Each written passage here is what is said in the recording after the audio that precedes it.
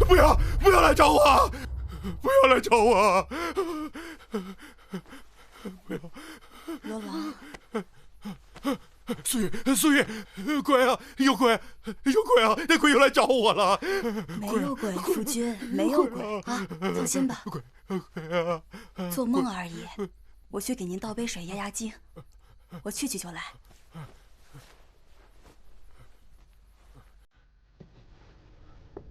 夫人，你慢点啊！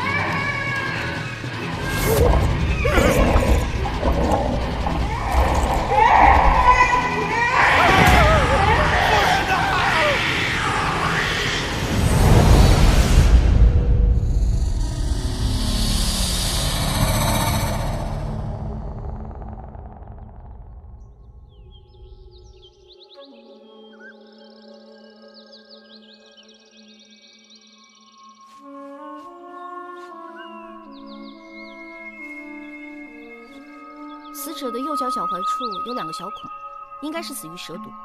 身上的淤伤是摔下山坡所致，并不致命。初步判定死者死于意外。没有别的线索了吗？死于蛇毒还需要什么线索啊？双叶姑娘，我求求您了，您再多检查检查。您看啊，死者是崇义坊的单纱大户刘掌柜，我们已经同他们家人联系过了。家人说他出门前带着价值不菲的单纱，现场找不到，而且我们在他身上也没找到钱袋。对啊，我们觉得劫杀的可能性更大吧。我检查过了，真的只是蛇毒，钱袋不见了，你们自己再调查呀。我赶着回去呢，我那只雏鸡都快腐烂了。你们再检查最后一次。哎，这钱袋和单纱不见了，我们真的没法解释啊。这钱袋不见了，我怎么能知道呢？你再查查吧，我们不好交代。你再查查吧。哎呦，双叶姑娘，您再检查最后一次吧。闪开！哎，等一下，哎，等一下，我刚听说你们在找钱袋是吧？我在那边看到一个好像钱袋的东西，我也没敢拿，你们去看看是不是啊？是吗？走，去吧，快来，去吧。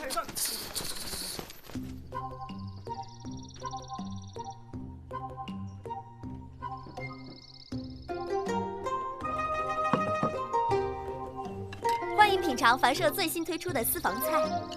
你做的吗？好吃呢就是我做的，不好吃就是李师傅做的。李师傅做的。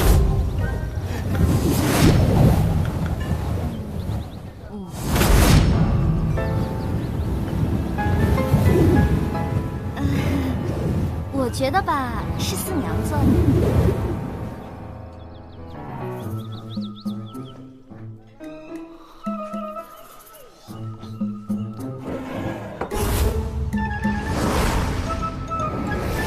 什么？是罗员外。昨天夜里，罗员外的夫人莫名的死了。关我什么事？罗夫人是当今礼部侍郎的千金，所以案子尤为重要。哎呀，我是不是中毒了？我刚刚，前天你在城墙底下变戏法，骗走了3个小孩不少零钱。昨天你在烧饼铺，趁老板给人找钱的时候顺走了2个烧饼。你有什么证据啊？你没有证据不要血口喷人。前天你骗完钱跑了，几个孩子一直哭，把父母都哭出来了，是我给的钱。昨天烧饼铺，你前脚走，老板后脚追，也是我给你垫付了钱。这些是完，可你欠我钱的事没完。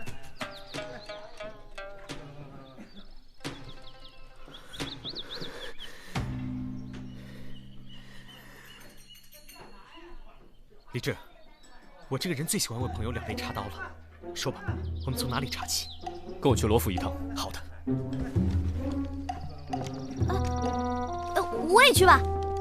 既然好吃，就吃完再去吧。好好吃，慢慢吃。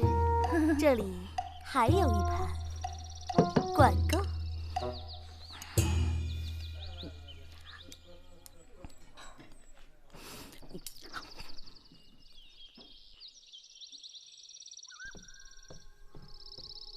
怎么样？死者鼻腔有血，尸体上没有任何外伤。至于具体死因，一时半会儿还不好确定。我需要把尸体带回去，进一步查验。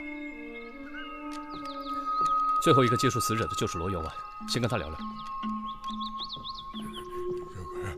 几位请，几位请。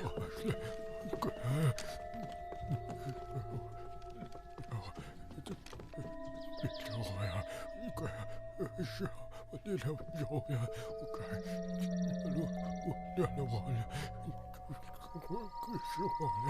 你们家主人这是怎么了？我家主人已经这样有一段日子了，像是发癔症似的。他老说自己被鬼缠上了，说每天半夜都有鬼来找他，还能听到鬼叫。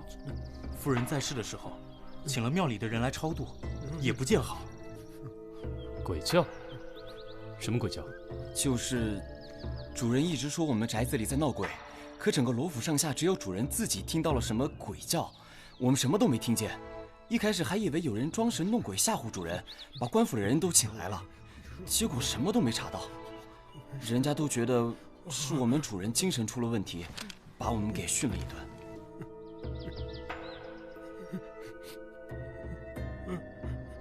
官人呐！官人呐，你快救救我呀！有鬼，我这里有鬼啊！就是那些鬼，他没能杀了我，他就杀了我的夫人啊！我不想死啊！救救我呀！官人，鬼？救救我！你说的鬼到底是什么？有小孩在哭，还有女人的哭喊，缠着我，他们都缠着我呀，让我打命来，每天我都这样啊，我受不了了呀！好好一个人，怎么变成了这样？这样还能闹鬼呢？我看过了，这宅子里的风水布局不赖啊。你又知道了？那当然。哎，我说李少卿，我还饿着肚子就被你拉出来探案，人也问了，地方也看了，我们是不是可以吃下饭填饱肚子？那今天就先这样吧。这个案子还是有太多疑点，实在太过诡异，我们还是要从长计议。那走着，走。请。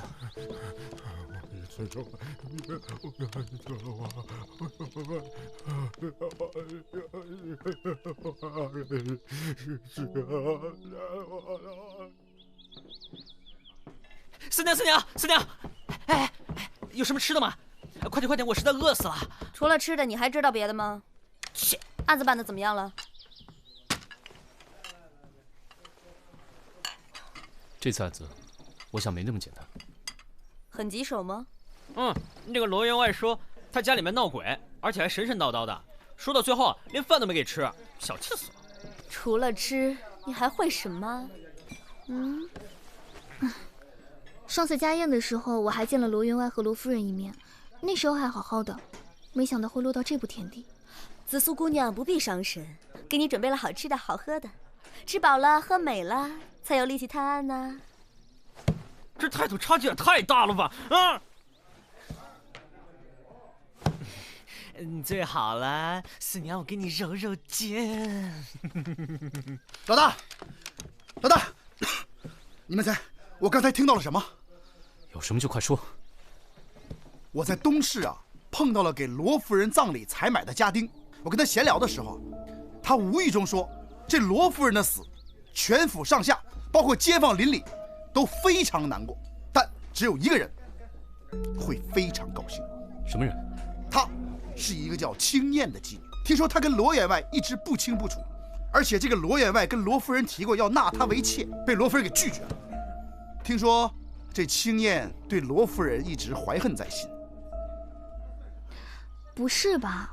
罗员外不像是这种人，他是我爹的门生。我爹说过，他打小开始就是个敦厚老实的人啊，这肯定是谣言。你说的对。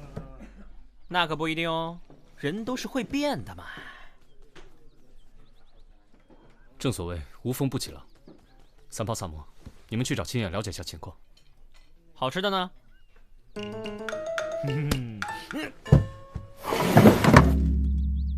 青燕呐，有2位大理寺官人找你问话，千万别给我惹麻烦啊！去。你就是青燕姑娘？是。这位官爷有什么事吗？你昨天夜里在什么地方？昨天夜里，我有事情外出里的。可有人同行啊？没有。那昨天夜里罗员外的夫人被人杀害了，你可知道？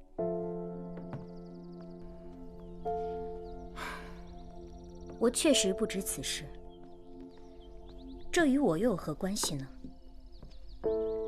我听闻你一直想嫁进罗家，却几次都被罗夫人拒之门外。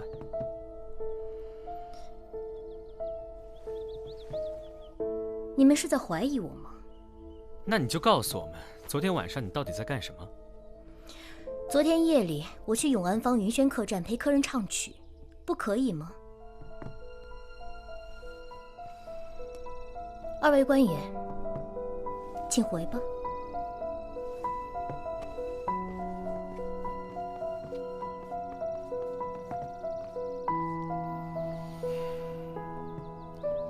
三炮，你找人密切盯着他。放心吧。李少卿，你们来了，是不是苏玉的案子有什么进展了？罗员外，你与那个叫青燕的姑娘有什么关系？没什么关系啊。那昨天夜里，你没有约她出去吗？没有，当然没有啊。哎呀，最近府里鬼怪闹得厉害，我连觉都睡不安稳，哪里还有心思想这些呢？自从苏玉不肯答应青燕进门开始，我跟青燕就没什么来往了。那今晚我们来帮你捉鬼。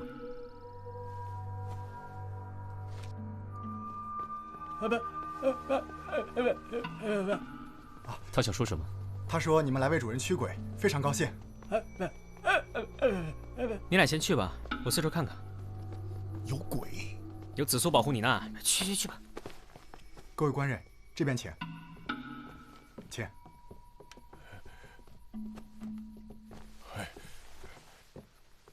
哎呀，李少卿，你们能来帮我驱鬼，我实在是感激不尽呐。罗员外，这世上是没有什么鬼神的，你不要自己吓自己了。不做亏心事，不怕鬼敲门。这人呐，亏心事做多了，就容易招惹一些不干净的东西。罗员外，您扪心自问呢？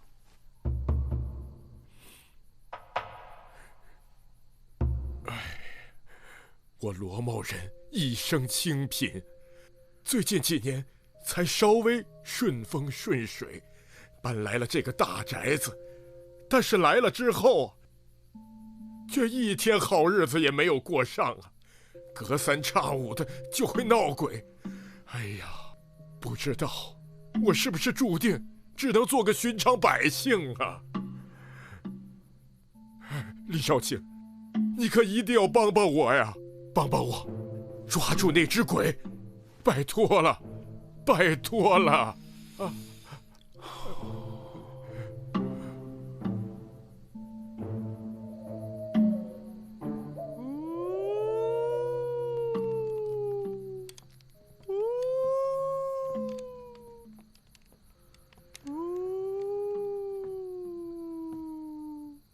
你有病啊！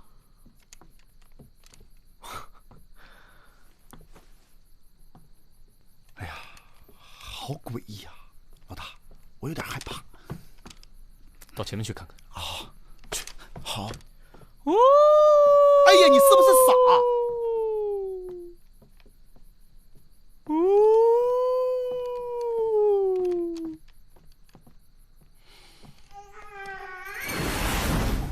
别闹！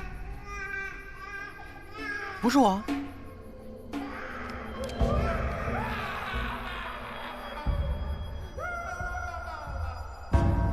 走，分头查一下。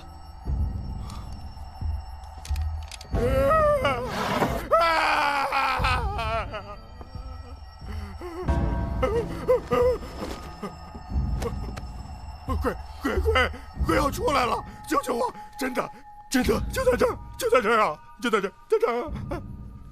罗员外，罗员外，这房间除了您并无他人，您放心吧。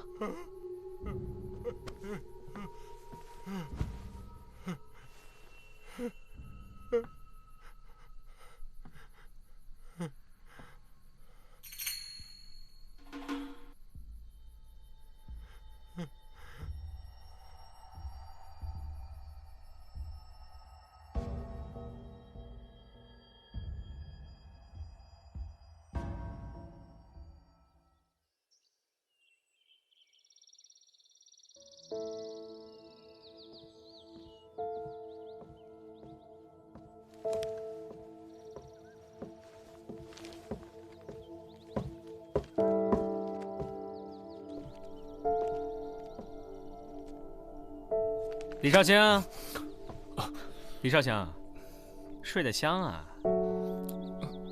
守了一夜，什么都没查到。至少我还查到了这些，这些是青燕写给罗员外的书信。最后一封竟是在几日前。罗员外在撒谎，感觉这里头一定有猫腻。老大，怎么了？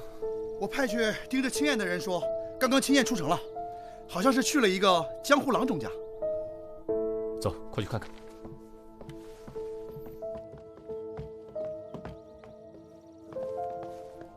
就这儿。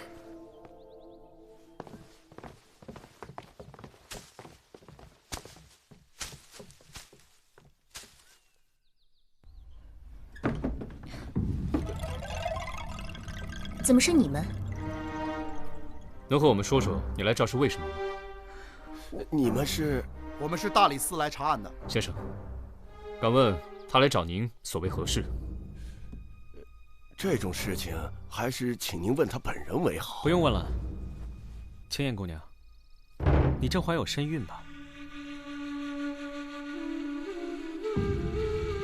进一步说，你肚子里怀的孩子，正是罗员外的。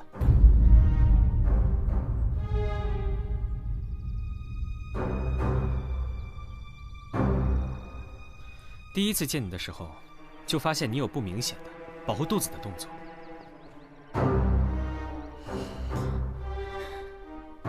我可以对天发誓，我真的没有杀人。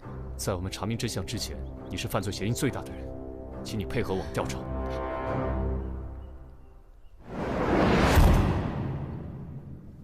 怎么样，死因查出来了吗？我解剖了罗夫人的尸体，死者肝脏肿大，胃肠穿孔，疑似中毒而死。中毒？应该是，但我之前从来没有见过这样的毒发症状，药典里也查不到有关的记载。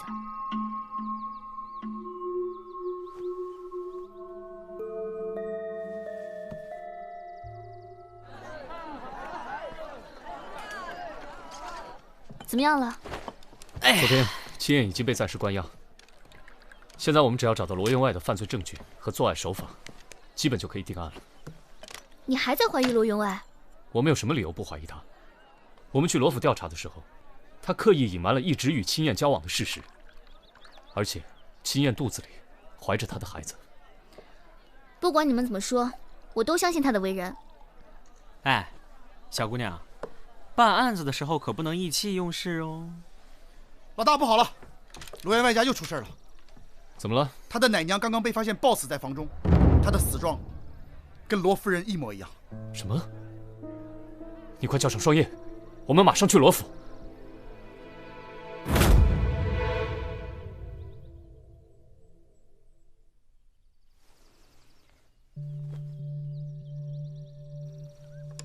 死亡时间是在昨晚，死状与罗夫人相同，尸体上没有外伤，鼻孔内有血，且齿龈糜烂，基本可以判定是同一个凶手犯案。秦燕昨天已被关押，这么说，嫌疑人就只有罗员外了。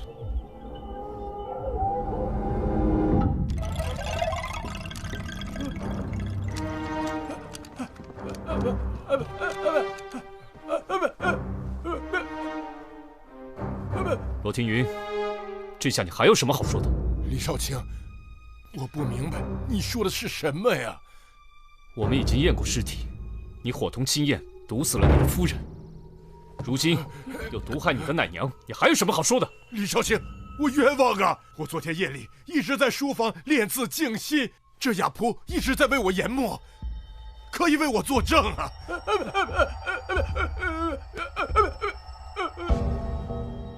一个哑仆又说不了话，证明不了什么。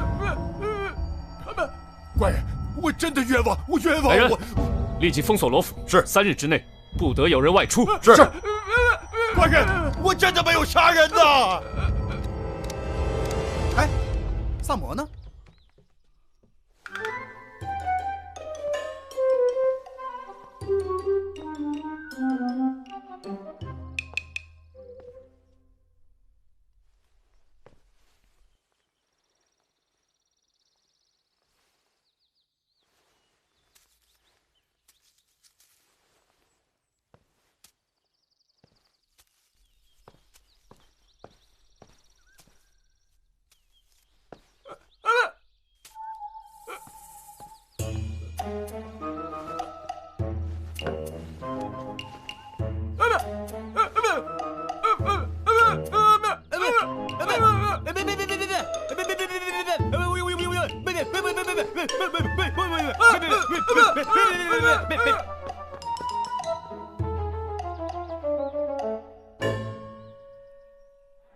听你们的描述，这2起案子实在有太多的相似之处。没错，不管是从犯案时间还是作案手法，都看起来是一名凶手所为。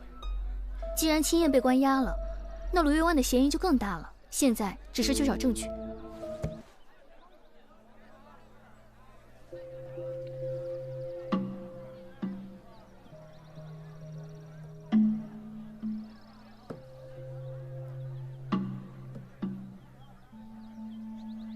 可他为什么要杀他的奶娘呢？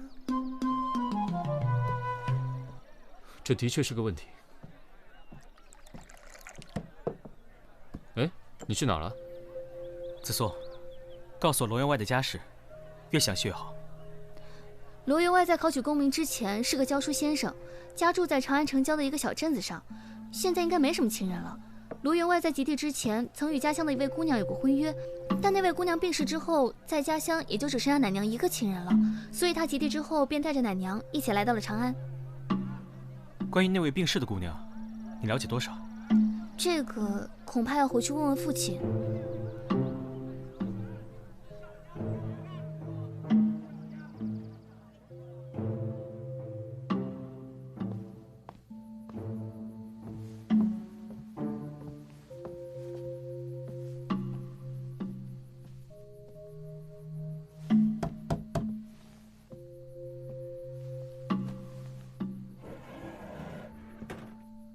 又是你！上次我不是说了吗？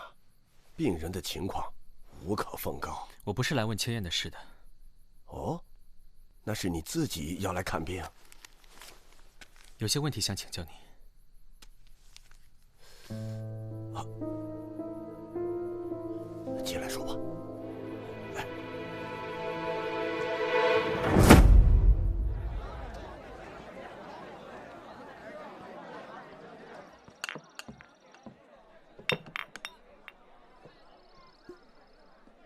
一大早上这么勤快，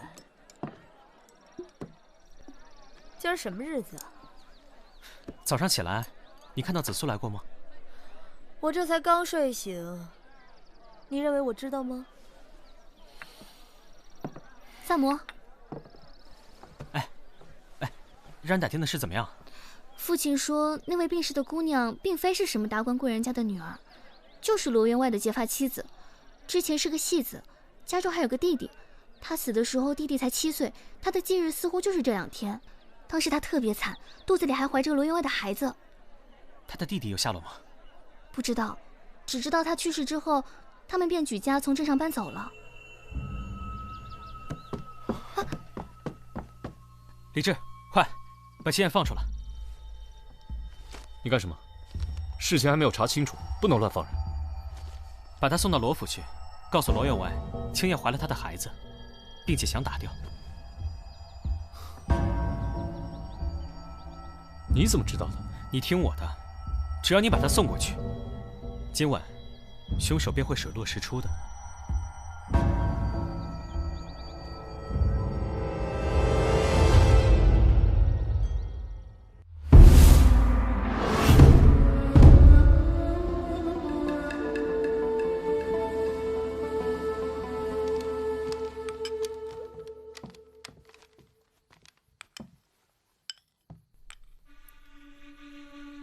罗员外，我们给你带来了一个人，我想你见到他会很高兴吧？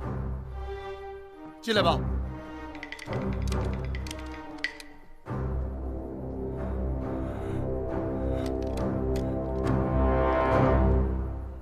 他是谁？我不认识他。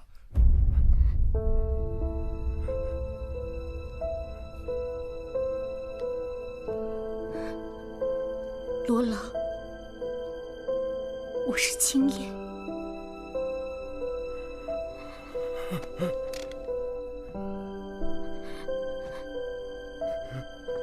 就是你，就是你害得我没了老婆，没了孩子，连从小照顾我的奶娘也丢了性命。说，每天晚上那个鬼到底是不是你？你与青燕相识多年，怎么可能不知道我的为人？我可以对天发誓，那些事都不是我做。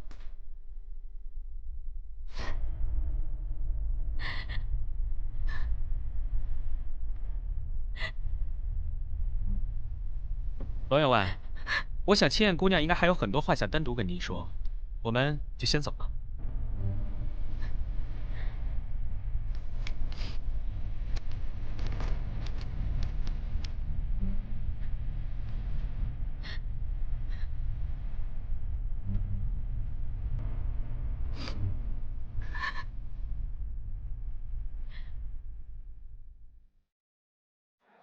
你可算回来了，我们所有人都等你好半天了。你这又去哪儿骗吃骗喝去了你？我去街上准备今晚抓鬼的东西。捉鬼？捉罗员外家的那只鬼。啊？凑近点，咱们干脆啊，就来一个将计就计，故弄玄虚。咱们今天晚上先把罗员外在家里。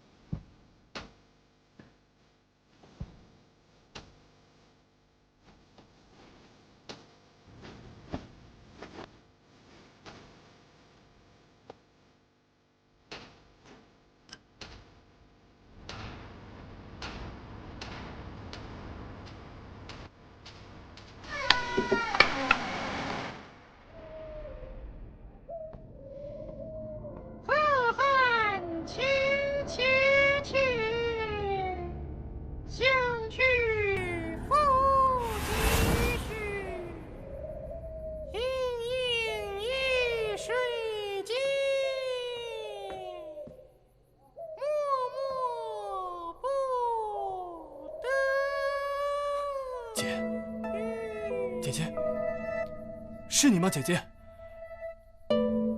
哎，谁在说话啊？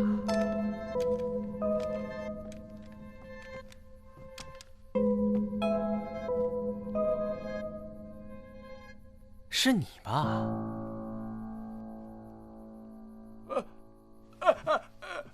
得了吧，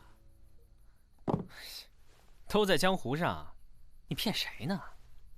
你假扮阴人，待在罗员外的身边，取得他的信任，而每天夜里又装神弄鬼，想要让罗员外的精神受到折磨。你做的这一切，是为了替你姐姐报仇。哎，奇怪了，主人睡下，仆人们都在后院，他怎么有机会装鬼吓人呢？这就是他的聪明之处了。大家跟我来。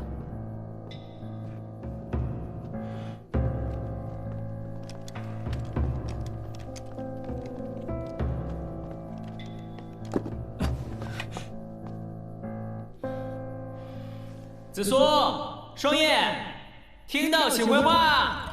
我们听到了。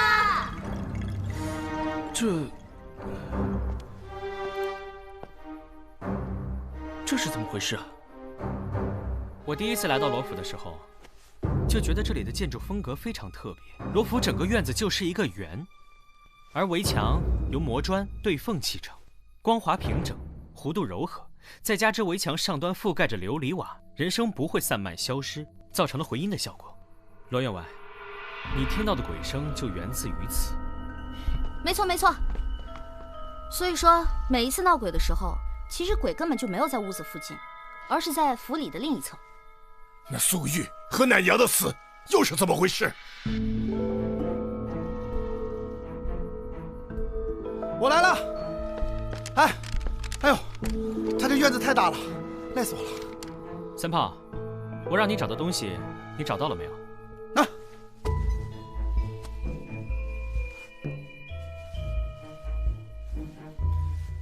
罗员外，这就是三炮在亚婆的房中发现的。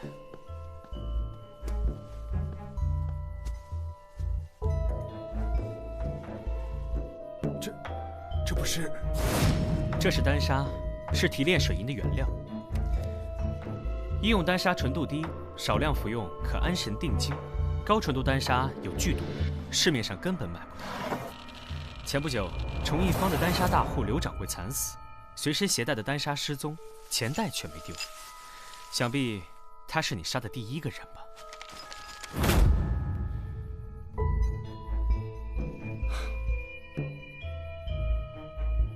还有，我查看厨房时，在食物和亚婆的身上都闻到了轻微的丹砂气味。郎中确认罗府的调味料里有丹砂，长期服用会导致精神萎靡，甚至产生幻觉。不要来！由于罗员外心中有愧，听到怪声加剧幻觉，越发相信厉鬼缠身。只是如此还不致死。我在罗员外卧房门外发现了少量烧灼过后的残渣，双叶查验确认，正是丹砂。高纯度丹砂以火烧之，就会化为剧毒蒸汽。事发当晚，罗员外在房中吸入少量毒气，精神焦虑，身体不适。夫人出门吸入了大量剧毒蒸汽，当场误发身亡。你就用这种方法，神不知鬼不觉的残忍地杀害了罗夫人和奶妈二人。你怎么下得去如此毒手？亏你有脸问得出这样的话！放开我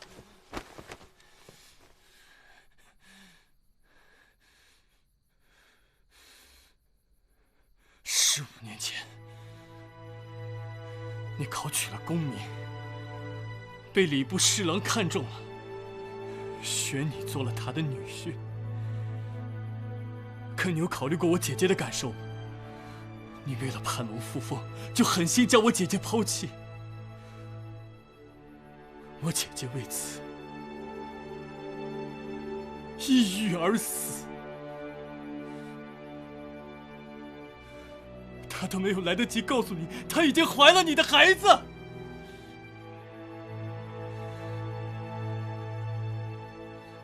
当年还有那个奶妈，她不停地在我姐姐耳边煽风点火，说什么不要耽误你的仕途，要为了你的前途考虑。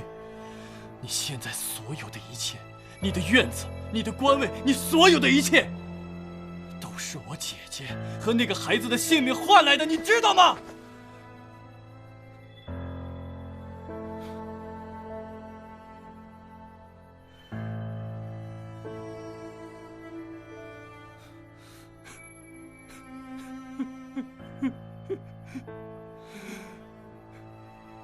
都是我姐姐的性命，给你换来的一切。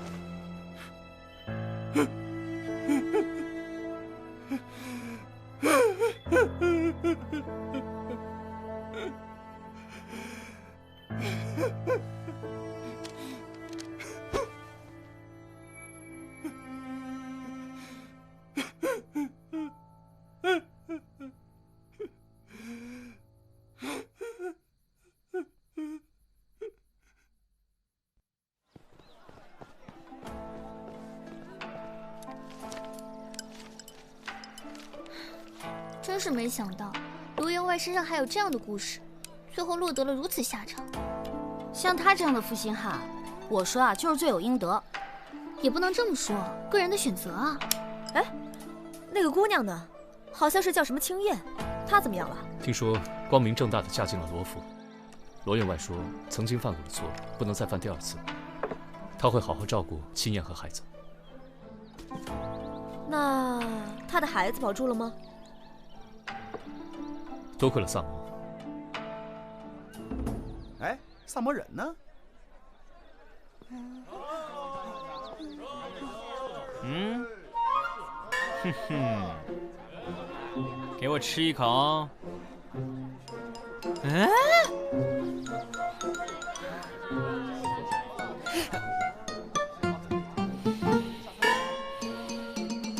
嘿，你。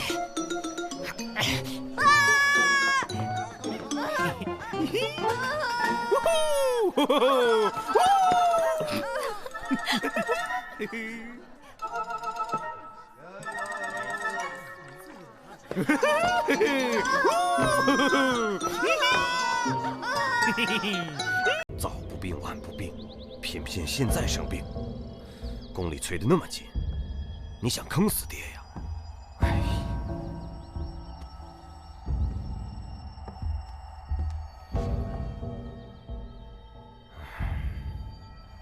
新兰，今天好点了吗？女儿不孝，让娘担忧了。让娘担忧了？哼，你根本就没把爹娘放在眼里。我辛苦了一辈子才搭上宫里的关系，平时好端端的逛这个庙那个会的啊，好不容易才拿到一个当秀女的名额，这定金也收了，进宫的日期也定了。你说你怎么居然病倒了呢？哎呀，大勇，别这么说，我们新兰只是染了小病，很快就痊愈了。这里没你说话的份儿，这生米都快煮成熟饭了。可是你不会是在给我装病吧？进宫的事儿要是黄了，我打死你个没良心的东西！哼！来，新兰，把药吃了，然后歇会儿。下午那个道长还来做法，你把心放宽，什么鬼邪都会走的。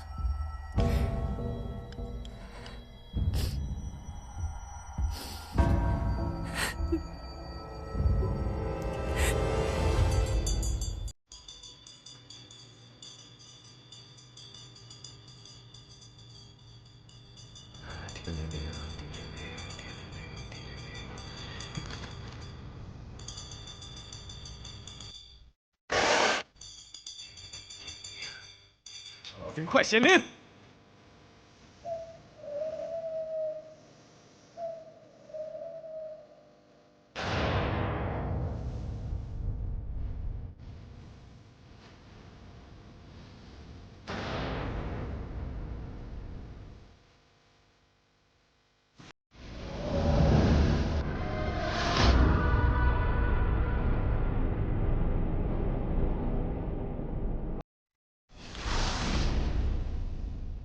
大勇啊，起床了。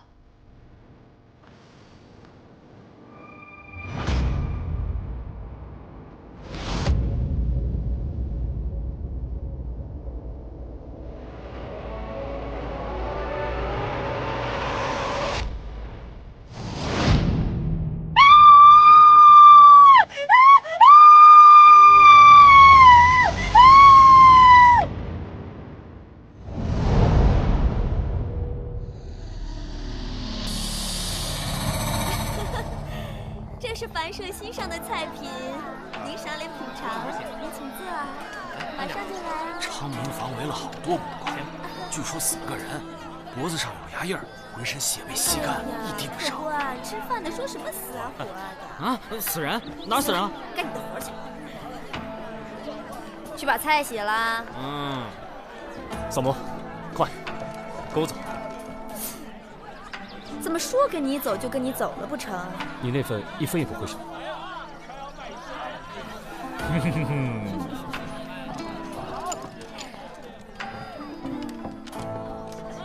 再来啊！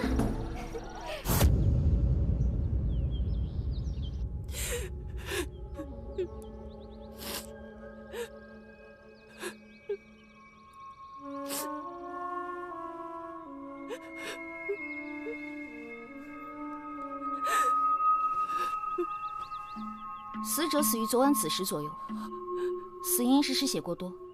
从颈部的牙印判断，这血应该是被吸干的。刘大娘昨夜什么声响都没有听到，说明这个房间里面肯定被下了迷香。不可能啊！香是我昨天亲手点的。大娘，可能是凶手将香炉里的香料换成了迷香。真是太奇怪了，昨天2更就开始下雨，一直下到4更才停。凶手进出房间的时候，房间的地面上一点泥水都没留下。更奇怪的是，早上大娘醒来的时候，这个房间的门还是从里面锁上的。什么？确实是这样，我早上起来就看到，我吓坏了，就赶紧往外跑，可是看见门还锁得好好的。他虽然脾气差了点儿，可也不至于这么惨死啊！是谁杀了他？为什么要留我一命啊？看来这是一宗密室杀人案。有人啊，快出来！快出来！出来呀！还钱！还钱！快点！快点出来！欠债还钱！有没有管事？谁在说话？快还钱！出来！快点！欠债还钱，天经地义，听见没有？就是。快点出来人！快点出来！还钱！还钱！是胡连山家的人来催债的。这个时候来催债？这是刘家和胡家的私事，我们不必管，安心查案吧。看完热闹再查也不迟啊！走，我们看看去。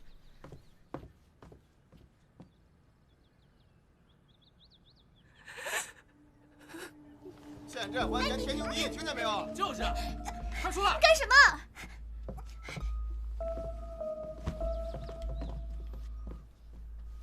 刘大娘，您家里刚刚经历了这样的惨事，按理说我们不该来跟你催债的。不过谁都知道，我们胡家是常年为宫里挑选秀女的，之前跟宫里拍着胸脯为你家闺女做的保。可是如今，您看您这府上出了这么大事，外边的人都说是撞了邪了。您说，我们怎么能让带了血光的秀女进宫呢？当然了，我们胡家也不是那种落井下石的人，当初下的定金只退一半就行了。回去请转告你家主人，既然他已经打定主意退人，我们也不强求，定金我们会一分不少的还给他。好，既然如此，那我们就不打扰了，告辞。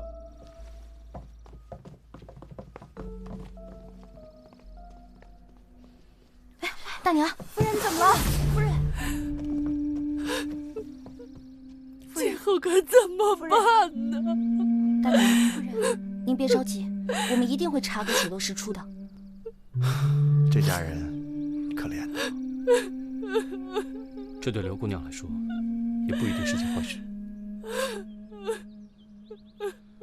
对了，我想去刘新兰的房间看看。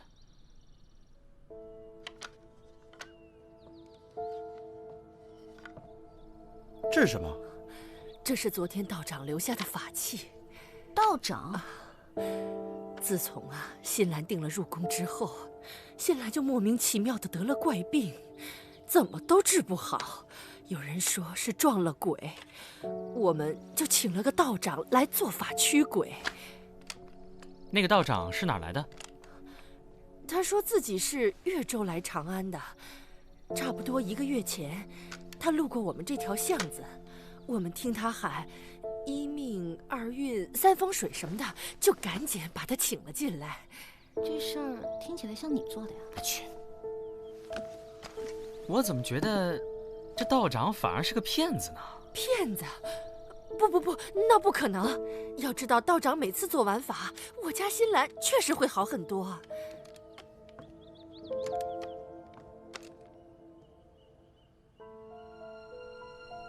这法事是怎么做的呀？这我可不知道。道长每次都让不相干的人出去，然后关上门做法，差不多要半个多时辰才能出来。那道长住哪儿？这我也不知道。这道长的脸上有没有什么显著的特征啊？哦，对了，道长的下巴上有一颗朱红色的痣。红痣？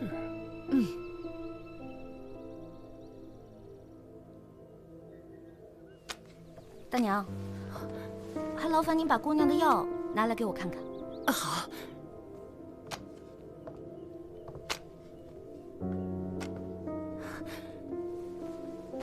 你们看一下，这药有什么问题吗？我看，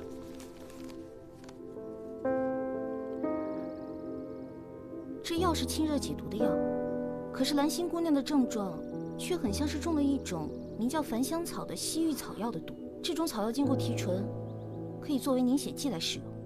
啊！怎么会有人对我的孩儿下这样的毒手？大娘您放心，我们一定会把事情查个水落石出的。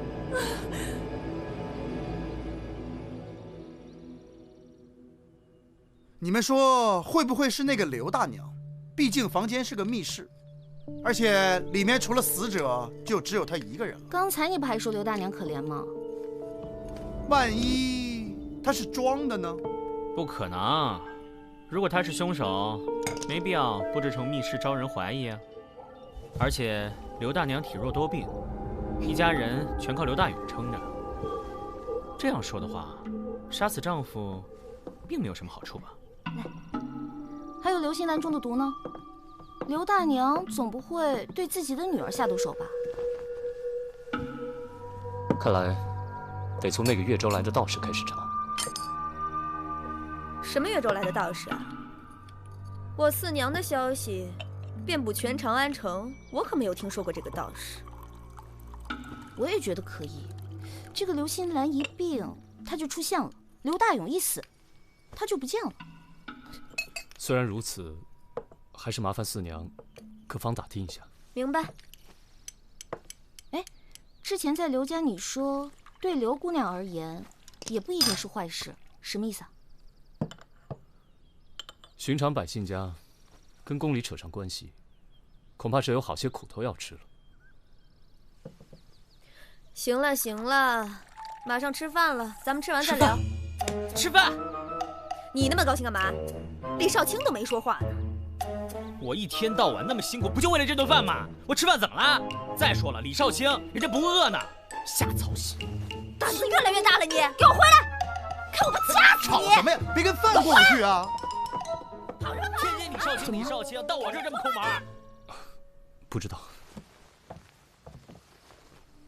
自从刘大娘家回来以后，就觉得有些恶心。她房里好像有一股隐隐的脂粉味。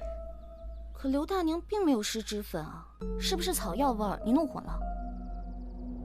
可能吧。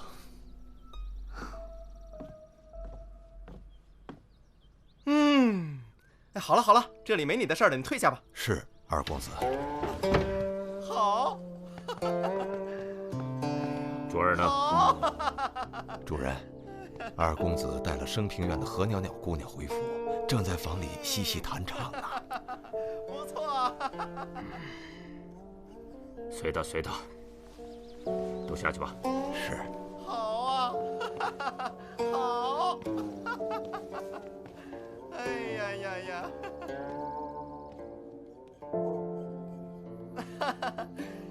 袅袅，袅袅，我想你的眼，我想你的笔，你就是我心中的明月，照亮我孤寂的夜晚。袅袅，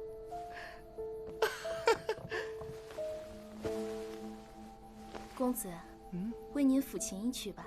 好啊，洗耳恭听。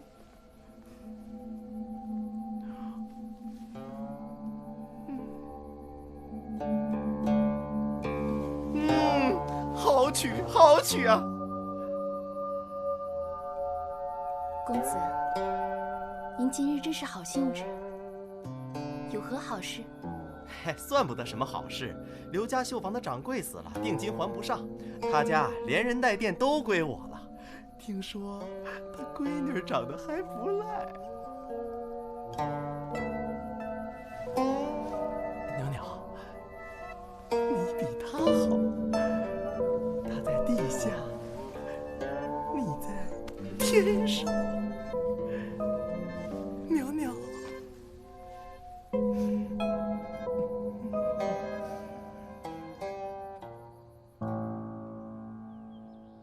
老大，那个胡连山，他死了。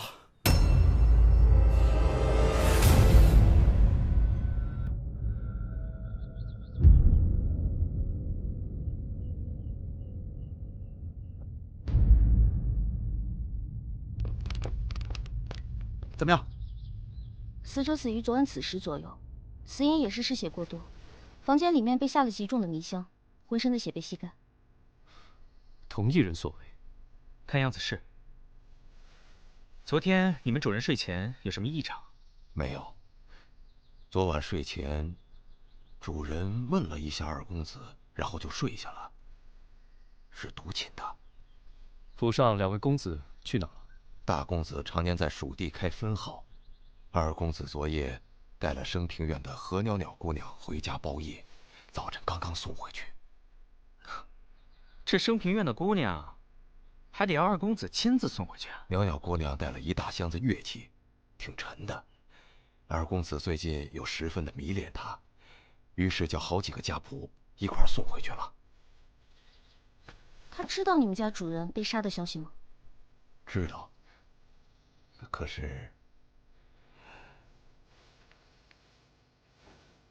实话跟你们说吧，二公子虽然玩乐的习性跟主人很像，可是在其他方面，他们简直话不投机半句多。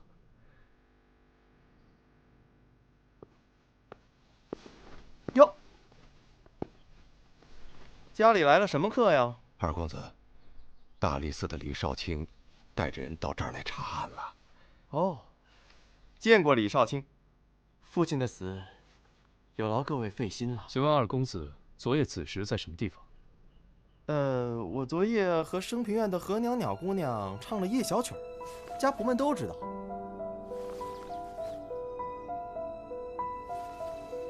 既然这样，小人先去歇息了。老王，李少卿有任何需要，务必全力配合。告辞。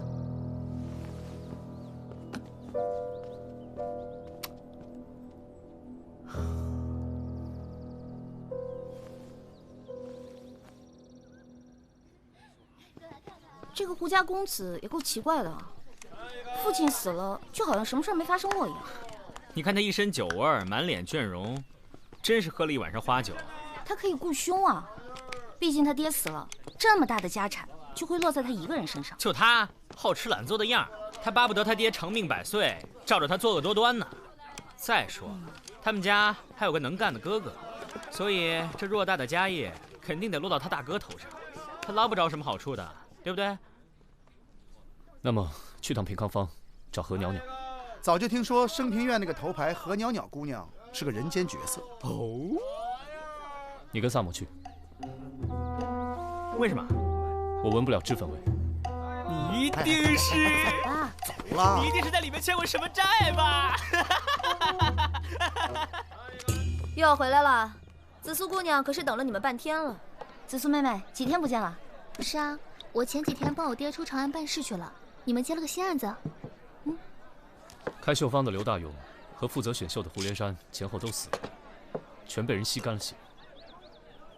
这2个人有什么关系吗？事情是这样的，刘大勇委托胡连山把女儿送进宫，可他女儿病重，只得作罢。刘大勇先死了，胡家派人来要了定金，结果第2天胡连山也死了。胡连山，这名字好熟悉。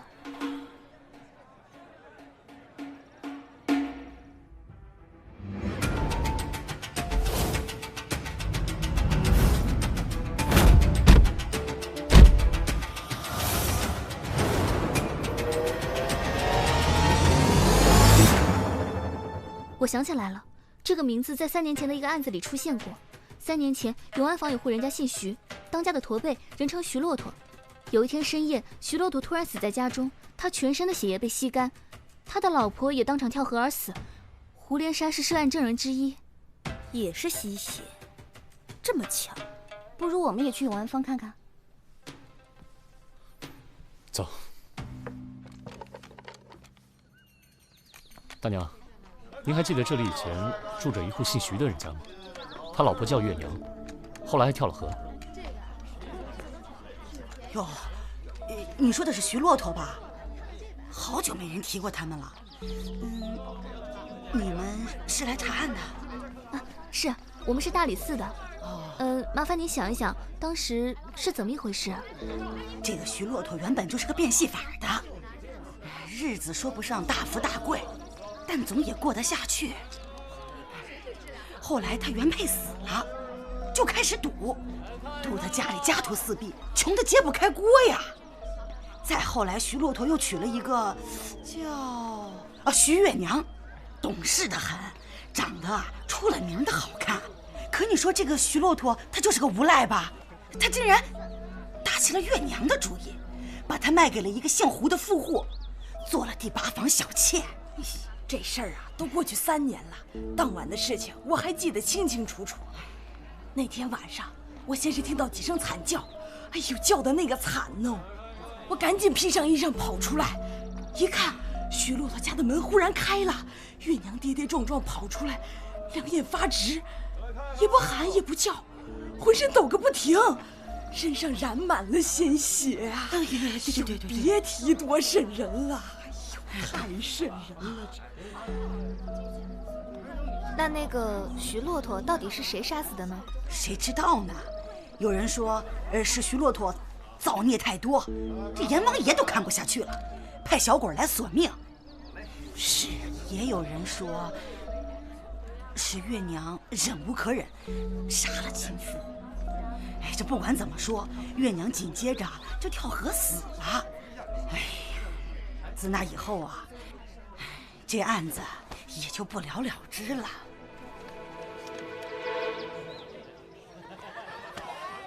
好嘞，你玩好啊，好生招呼着。去吧。哟，2位郡公子，看着好野生啊，第一次来吧？啊？哎，这位是大理寺李少卿。哎呦，贵客，真是贵客呀！少卿，你喜欢什么样的姑娘？我们这儿保证有您满意的。我们别人谁也不找，我们就找何袅袅。可是袅袅姑娘正在接其他客人呢。少废话，我们李少卿可没有那么多闲工夫啊。何袅袅，不是说了吗？做生意。大理寺办案。去，把何袅袅给我叫来。这不合适吧？哪个没眼力的敢跟本捕快抢人？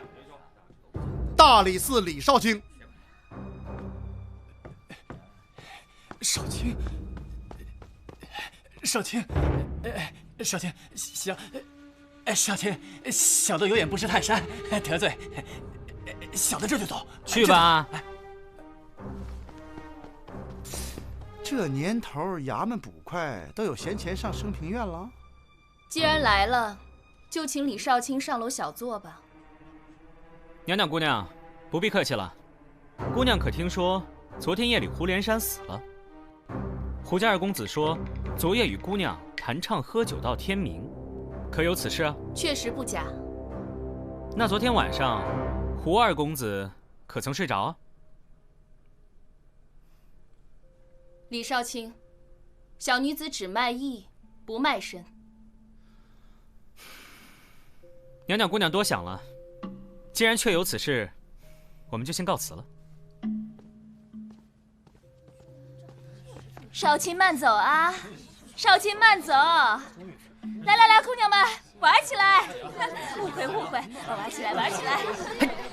我们回来了。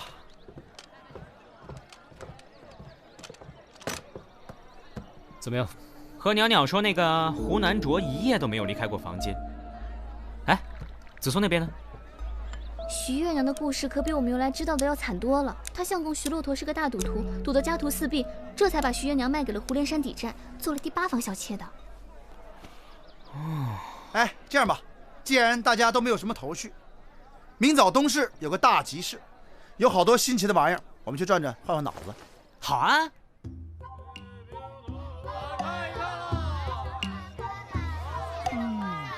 三炮，好看吗？这我们凡社门口就有，好吧？一点都不浪漫。哎，老大，你看这个，看看这个，做工多好，是吧？随便看啊。老板，我要这个。哎，好嘞，新到的，随便看看啊，随便看。好漂亮哦，多少钱啊？这个呀，你别说，姑娘还真有眼光。这个东西啊，现在买不到了，800文。800，这么贵啊？为什么贵啊？现在买不到了，我费好大功夫才买回来的。对了，道长的下巴上有一颗朱红色的痣。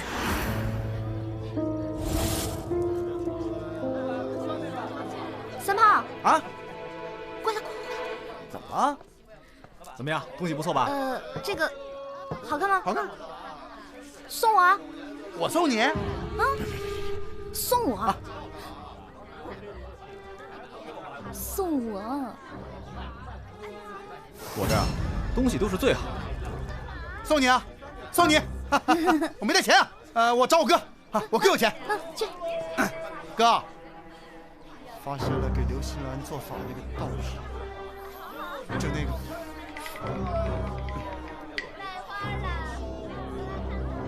看了这么清楚，就赶紧买回去是不是？啊！哎呦，你便宜点，便宜点。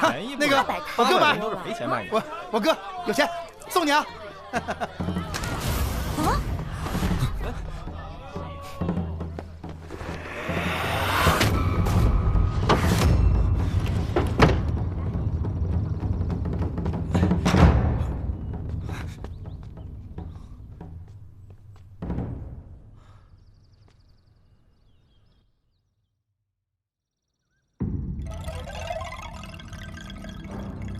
你叫什么？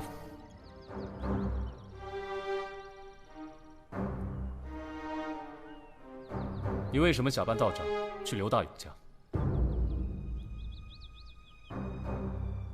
刘大勇和胡连山之死是否与你有关？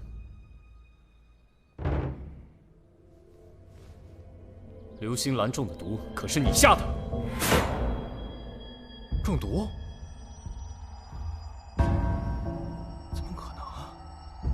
你的货篮里有西域来的繁香草，刘星兰瞳孔放大，皮肤潮红，昏睡不醒，正是中了繁香草的毒。你自己卖的东西，你还想抵赖？怎么可能啊！你可认罪？我不认罪。你等等，先把他带到刘家绣房去吧。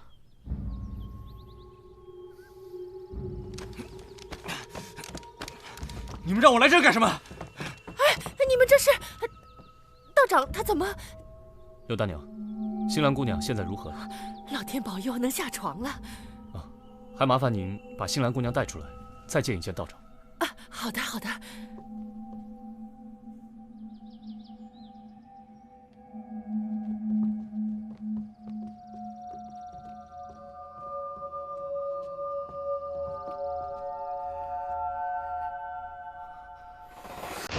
新兰，你怎么了？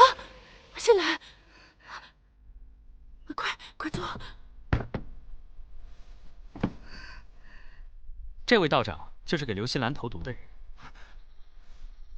这个秦三郎本来是一个卖西域异宝的货郎，害新兰姑娘中毒的繁香草，全长安只有他卖。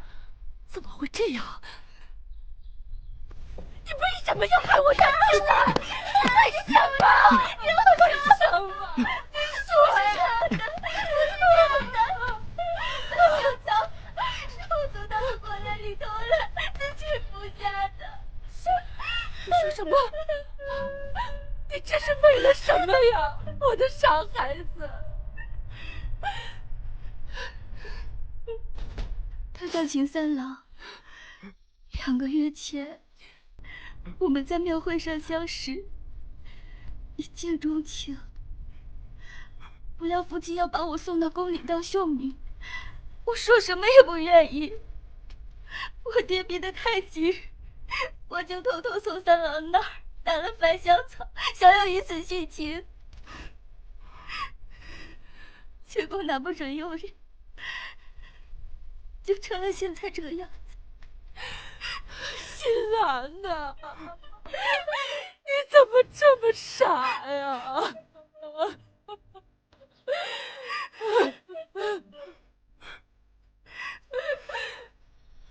这么说，是胡连山和刘大勇坏了你的好事。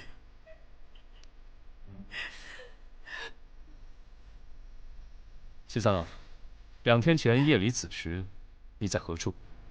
我扮成道长，看望了新兰之后，去了另一个张三郎家，点了1夜的货物，他可以为我作证。前天晚上子时呢？前天晚上，我在家中独睡，无人能作证。把他先带回去。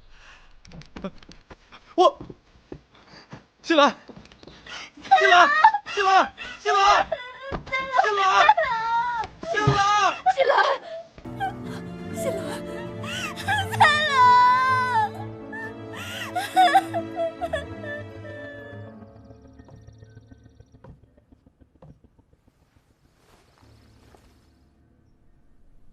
这痕迹还很新，大娘。这道是什么痕迹啊？是那个道长最后一次做法时带了个挺重的箱子，这印记是被那箱子给磨的。重箱子？难道说道长做法需要很多法器吗？我看了一眼，是装着不少法器。法器？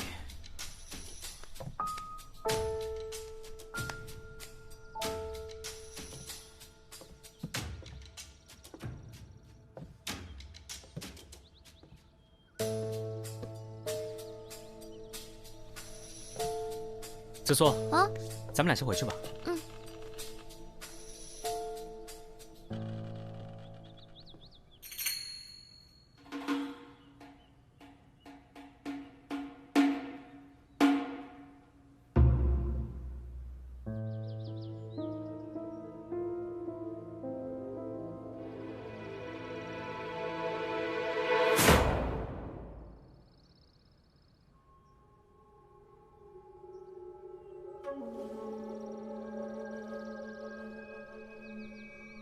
双燕，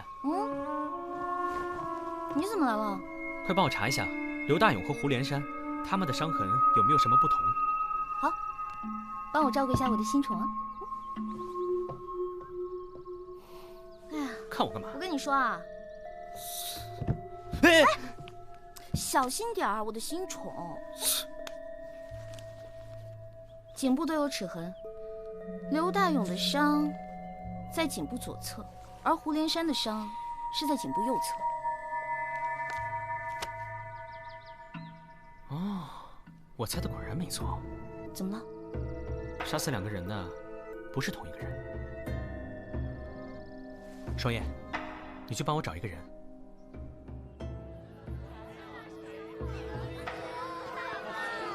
哟，这不是李少卿吗？又来找我们袅袅姑娘啊！真是不巧，袅袅这会儿正要出去呢。哦，袅袅姑娘要去哪儿啊？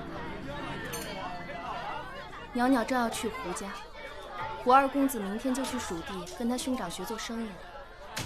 袅袅要去陪胡公子喝酒饯行。袅袅姑娘，你莫不是要抓住最后的机会，杀掉胡家公子吗？你说什么？你杀害了刘大勇和胡连山二人，你可知罪？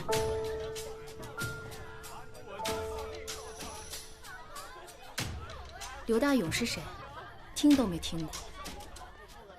莫不是你也不曾去过刘家绣房？不曾去过。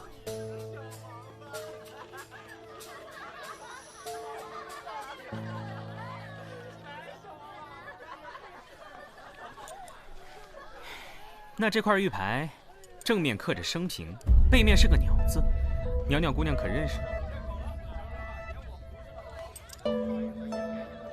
这玉牌应该是在杀人的时候，不小心落在刘家绣房了吧？杀人？少卿真是说笑。我为什么要杀一个绣房老板呢？你为什么要杀他们二人？与你的身份秘密有关，这我等会儿再解释。先说一下你的不在场证明吧。胡掌柜，并不是你亲手杀害的，而是你连同你的同伙，也就是刘家绣坊女儿刘新兰的相好秦三郎。这都是谁啊？胡公子该等急了，官人不送。等等，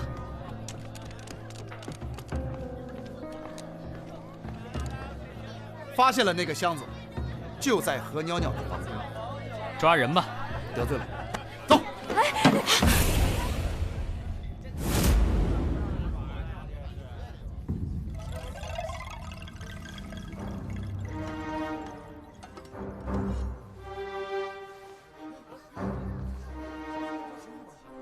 许月娘，这又是什么？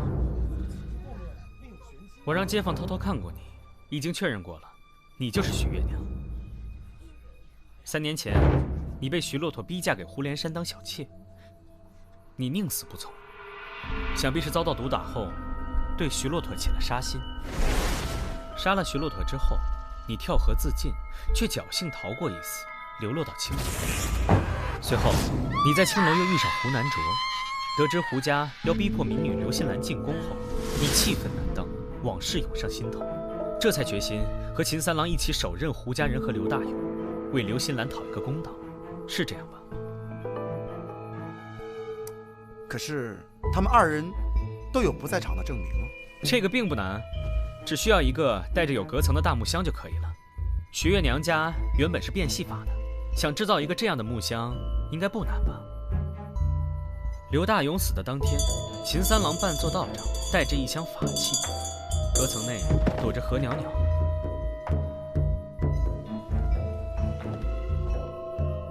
何袅袅去胡家陪酒的那个晚上，隔层内躲着秦三郎，他俩互相掩护，各杀一人。所谓吸血，不过是用利器戳颈，放血之后，再用繁香草提纯的凝血剂做成血豆腐，带离犯罪现场，障眼法而已。那他们是如何做到在密室里杀人，然后逃走，再把门反锁的呢？其实当时他们根本没有离开现场。那天我和三炮来这里的时候，正好遇见了张捕快。以他的俸禄，怎么可能要得到这里的头牌何袅袅姑娘呢？所以唯一的可能就是何袅袅主动去接近张捕快。你接近张捕快也只有一个目的，那就是张捕快的衣服。道士做法，箱子置于房中，何袅袅穿着捕快的衣服从箱子中钻出，潜入死者房间作案。随后，等捕快前来查案时，何袅袅再混入人群离开。这个计划看上去还不错，只可惜我发现了你的身份，还有这块掉落的玉牌。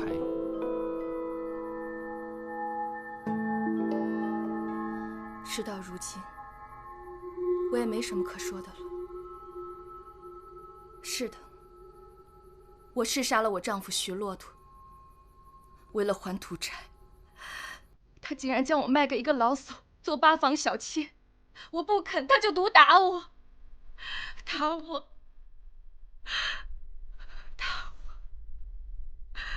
我反抗时误杀了他，我还和秦三郎一起杀了刘大勇，杀了胡连山。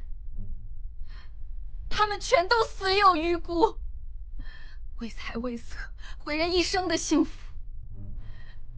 那天晚上，秦三郎喝醉了酒，闯进了升平园，是我招待的他。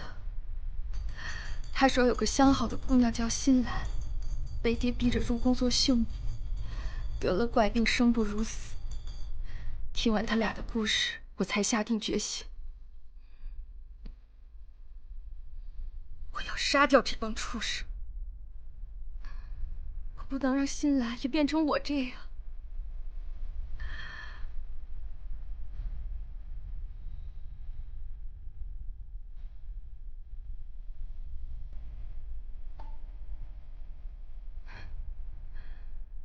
我不怕长女。从前的徐月娘早就坠河死了，如今何袅袅的命是靠自己赚来的。我只恨，我恨我没能及时杀掉呼南卓。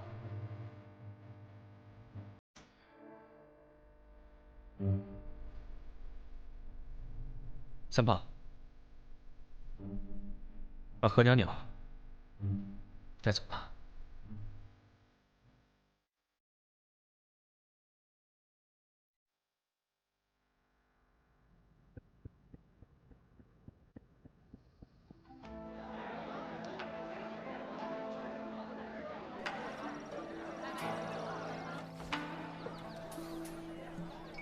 怪不得当时在刘大勇家，我闻到了脂粉味。跳河自尽，或是青楼卖唱，或是杀人复仇，那也总好过嫁给无赖，忍气吞声，悲惨的度过余生啊。也不能这么说，虽然有的人死有余辜，可是也应该交由律法来决断。如果人人都可以为了仇恨随便杀人，那要律法干嘛？是吧？紫苏姑娘。唉，昨日种种，譬如昨日死；今日种种，譬如今日生。人人都知道这个道理，可是人人都有放不下的理由啊。对啊，我也有放不下的，放不下筷子。够了你啊！放不下筷子，你小心撑死自己好吗？怎么啦？我能吃怎么啦？我再吃也肥不过你呀！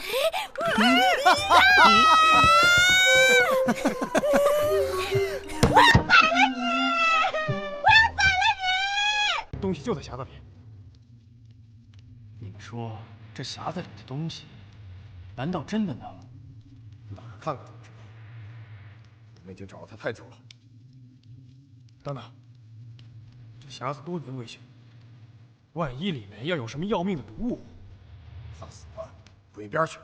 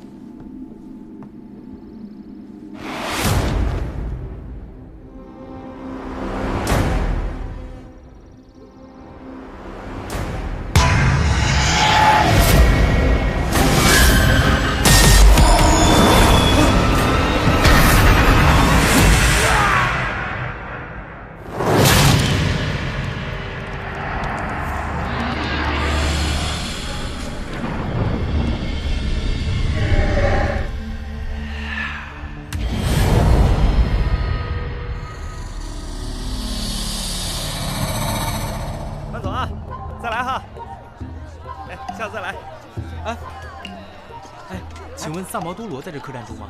啊，在，里面请。我是老板娘，有什么事问我吧。请问，双叶站住，把饼还我！双叶，请问，萨摩，请问，想必你们就是萨毛多罗和仵作双叶吧？是。啊，是这样的，久闻萨摩先生屡破奇案，我家主人有一事相求，还望二位能与我去府上。若能解决我家主人的心病，主人定当重金酬谢。不去。萨摩公子可是很喜欢吃这胡麻饼。我家主人常年行走在西域，府上有很多点心，还有馕饼，您可以到府上尽情享用。现在就走吧。好。等等，萨摩是我这儿的人，他要是跟你走了，我可怎么办呢？好，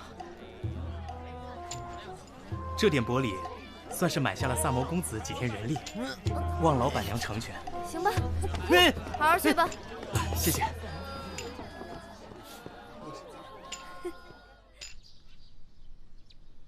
这宅子这么大，格局也气派，里面怎么又脏又旧啊？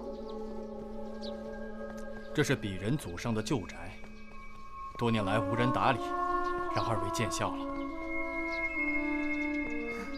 别听他瞎说，萨摩就爱胡说八道，您多包涵。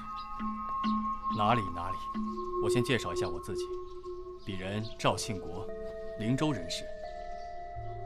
今天请二位来，是想托两位帮我找个人。找人？找谁啊？事情是这样的，我在家乡与两位兄弟义结金兰。大哥窦天放是当地的武官，二哥苗匡是个古董商人。几个月前，我们兄弟三人到大漠里寻访古迹，偶然陷入了一个古墓之中。那古墓阴森恐怖，我们在墓里发现了一个圆形的木匣子，是一枚人面形赤玉。可没想到这赤玉给我们带来了无穷的灾祸。哦，我大哥窦天放惨死帐中，二哥苗匡也在一夜之间突然不知去向，还留下了满地的血迹，而且包袱粮食什么都没拿。我担心他遭遇不测。唯一有人说他在长安与我那兄弟见过一面，于是我就到长安寻人来了。窦天放是怎么死的？我大哥死得蹊跷，脸上莫名被什么东西灼烂，整张脸血肉模糊。哎，那块玉呢？我们都不是那种贪不义之财的人，所以那块玉我们都留在古墓中了。你二哥身上可有什么明显特征？二哥苗匡身材小一些，有点驼背，满脸的黑子。他平日里总喜欢一个人待着，捧着个破陶碗也能琢磨半天。以前他曾经说起过，他在城西的张家村有个远房亲戚。少爷，我们先去张家村看看吧。所以，拜托二位了，拜托了。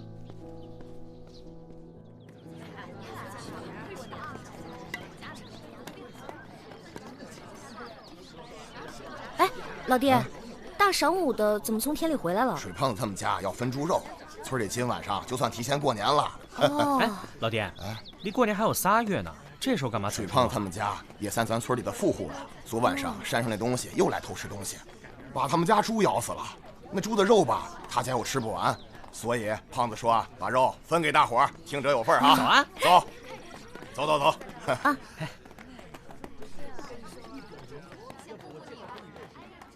张老爹，你先来啊！哎，别，这是你们家的猪，由你来吧，你先来。哎，不行。哎呦，分个猪肉有什么好让的？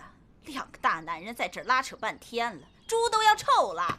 你们不分，干脆我来分吧。哎，媳妇儿，你别拉扯。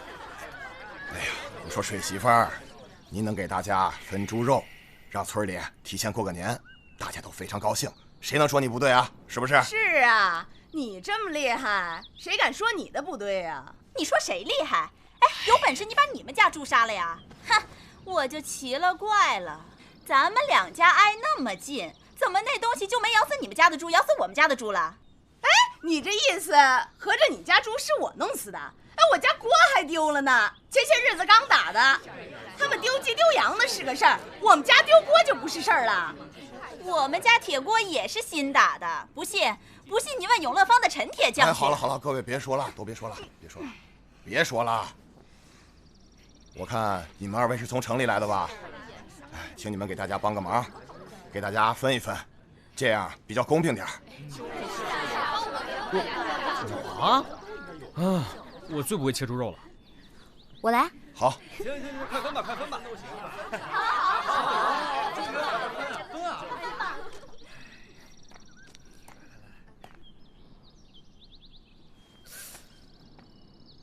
这猪腿去哪儿了？这些日子啊，咱这棋盘山上来了个红毛僵尸，身形特别高大，行动也特别迅速，每天晚上都到村里来偷东西吃。这不，昨天晚上把这个猪腿给他咬跑了。张老爹，能不能把这只猪卖给我啊？哎，姑娘，这猪是被那怪东西给咬死的。恐怕这……不瞒您说，我是个仵作，我想把这只猪带回去仔细看看，说不定能抓住那怪物。这卖，干嘛不卖？卖啊！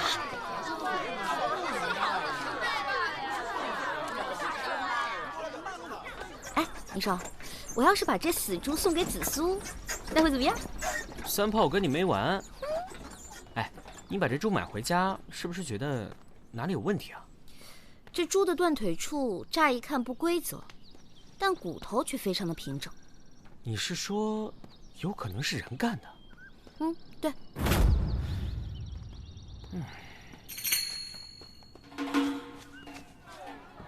哎，回来了。回来了。谁找你们啊？神神秘秘的。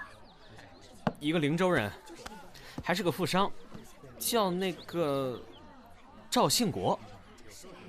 那这富商找你们干嘛呀？他想让我们两个帮他找一个结拜兄弟，叫做苗匡的。哎，认识吗？不认识。这苗匡是干嘛的？做古董生意的。你有空的时候帮我打听一下。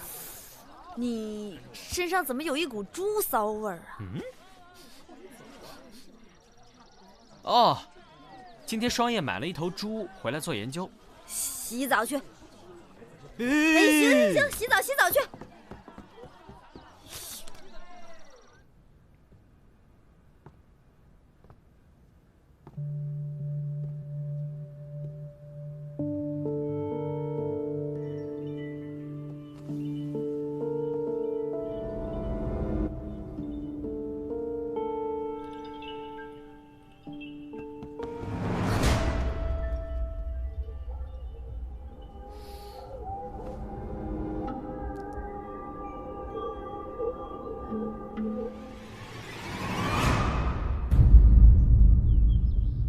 二位，里面请。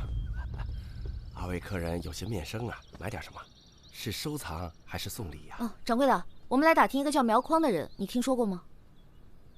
对不起了，本店只做小生意，大宗买卖请去孤家铺子吧。哦，这么说苗匡是做大宗买卖的？对，本店实在跟这个苗匡没什么牵连。麻烦你们还是去孤家铺子问吧。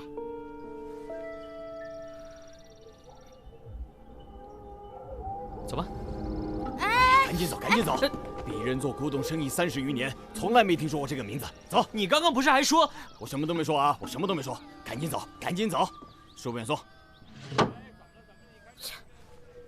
不认识就不认识呗，轰什么客人啊？城里的古董铺子都问遍了，看来这个苗匡大有来头啊。看什么呢？总感觉有人跟着我们。谁会跟着咱们呢？你说咱们俩，一个是人见人爱的杂役，一个是臭烘烘的仵作。谁臭烘烘的了？是猪，猪可以了吧？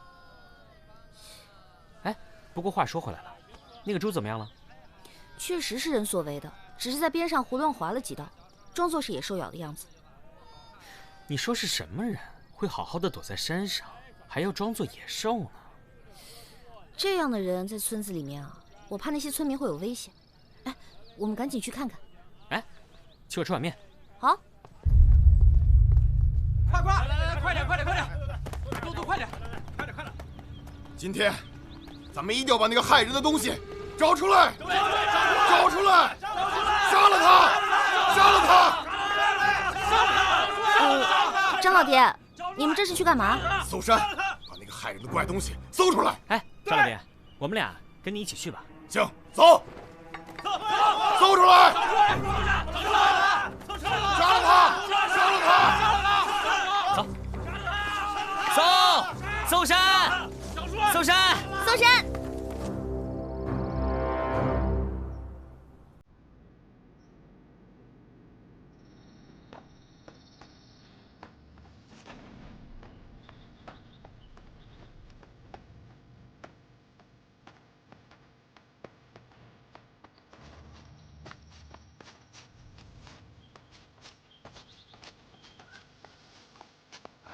山这么大，从哪儿找起啊？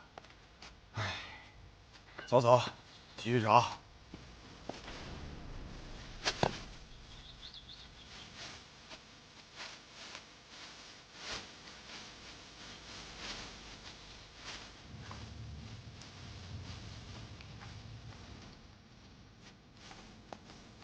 哎，那边有个山洞。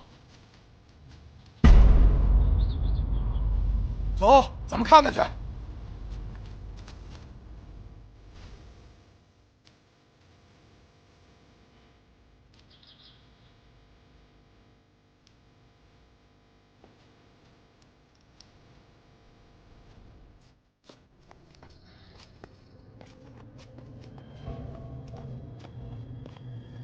这么大的洞，里边住着多大的东西啊？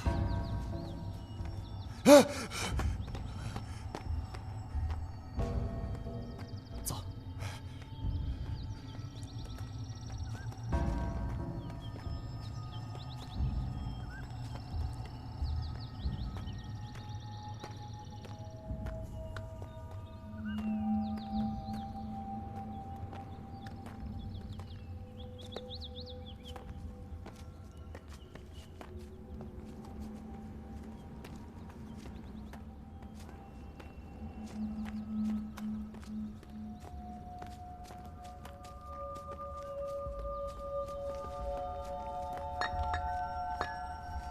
你们来，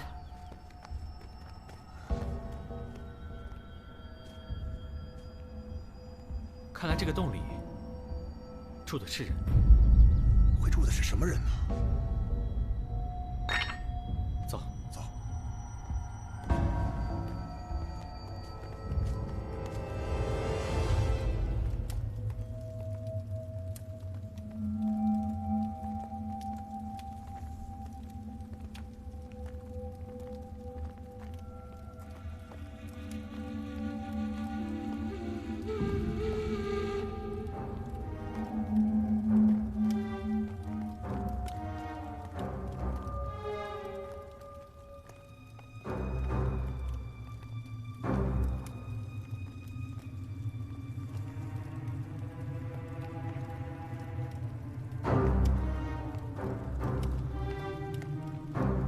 看，这里有个人。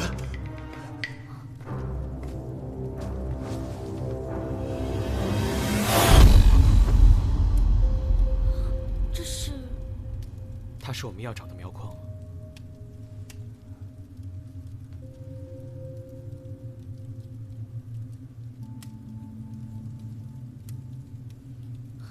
死亡时间大概是2个时辰前，死亡原因钝物重击头部。这里有锅碗瓢盆等生活用品，说明苗匡已经在这洞里住了一段时间了。我们村丢失的东西全都在这儿了。可是他为什么要躲在这儿呢？问题应该是，他为什么会死在这儿呢？全村人都知道山上有脏东西，不敢上山。到底是谁发现了他，又把他给杀了呢？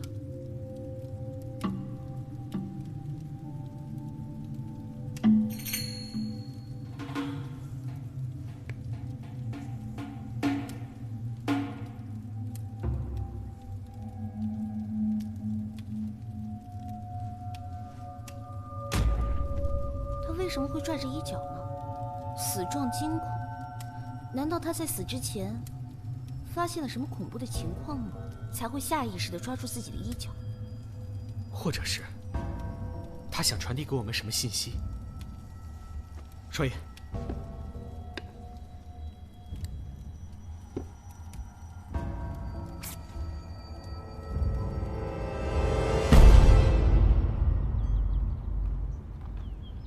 你说咱们要不要把苗匡的事去告诉赵信国？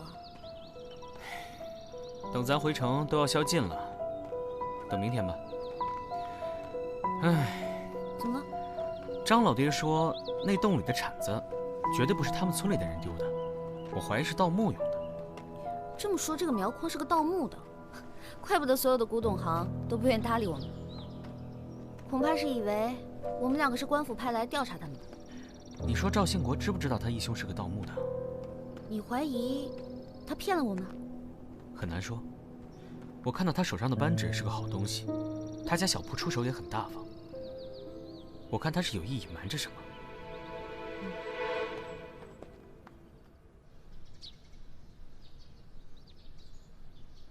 萨摩，快起来，快起来，出事了！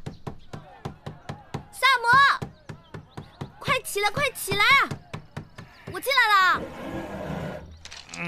萨摩，干嘛呀？吵死了！哎，萨摩，快起来啊！赵信国家失火了，你快起来！你说什么？赵信国家失火了。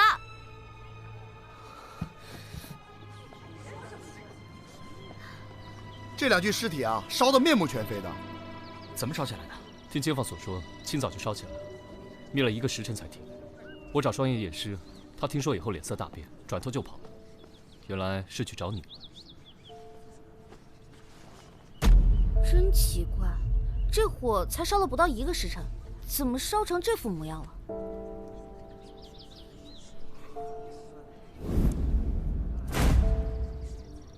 果真是赵兴国和那个小厮。你们和死者认识？这个高个的应该是赵兴国，灵州商人。最近他正在找我调查一个失踪案。那个矮点的应该是他的家仆。他在找谁？他在找他的一个结拜兄弟，叫苗匡，是个古董商人。昨日我们在山中找到了苗匡的尸体，还没来得及过来告诉他。没想到，苗匡。据街坊说，这房子就是一个叫苗匡的大户人家的。这是苗匡的宅子。大娘，您认识原来住在这里的那个苗匡吗？苗黑子呀，认识，不过他已经3、4年都没回来过了。哦，哎，那他是做什么的？做生意的吧，具体做什么我也不清楚，只知道他挺有钱的。这2天新搬过来的那2个人，你们认识吗？哪2个人呢？没看见有人搬进来呀。听你这么一说呀，我好像见过俩人在门口晃的，我还以为是路过的。哟，他们俩不会被烧死了吧？这火呀，起的就是有点奇怪。我呀就没看见这房子里有人生火做饭，每天呢都是安安静静的。早上啊就突然起了大火，我们家的小孙子还喊着说呀，他们家的院子树上凭空出现一张红红的人脸来。什么？人脸？兴许啊孩子还小，瞎说的。等我看到的时候啊，树上啥都没有了，光看到整个院子里啊都是熊熊的火焰。到处都找过了，哪有什么人面啊？你听说过赤红人面的诅咒吗？我才不信这些呢。这赵兴国来长安行程隐蔽，连街坊邻居都没发现宅子里住进了人，而且见过这个人面赤玉的3个人都已经死了。他一直握着这副沾了血迹的衣角，难道苗匡想传递给我们的信息是红、赤红人面？还得再回趟张家村。走。请问您这死的是哪家呀？死的是卖鸡蛋的阿福嫂。阿福嫂啊，也真是命苦。你说，剩下仨小子，也不知道该咋吆喝呢。这阿福嫂是不是得了什么疾病啊？我悄悄跟你说啊，阿福嫂啊，这是撞鬼了。撞鬼？撞的还是她男人的鬼。不会吧？姑婆就跟你一个人说，你们可千万别往外面传去。你们那天找着那个人扮的怪物以后，大伙儿可高兴了，尤其是阿福嫂，她说了，这下她就可以放心上山给她男人上坟去了。也不知道中了什么邪，半夜她一个人上山去了。啊？天没亮的时候，她晕死在山脚下了，给去那个田里种地的张老爹发现给抬了回来。这一回来吧，然后在床上发高烧，还一个劲儿的说胡话，就像鬼上身了一样。不到半个时辰啊，人就没了。这跟鬼有什么关系啊？听我说啊，他生病的时候啊，我去看他了，他亲口跟我说的，说他看到他男人的尸体穿着寿衣在山上走啊。你说神不神啊？他男人都葬了有1个多月了，怎么能还在山上走呢？这不是撞见鬼，这是什么呀？这是。能不能再带我们去山上看看？我胆子小，我可不敢去。这样，你们找张老爹，张老爹带你们去。那我先忙去了啊，你们小心点儿，小心点儿啊。哦。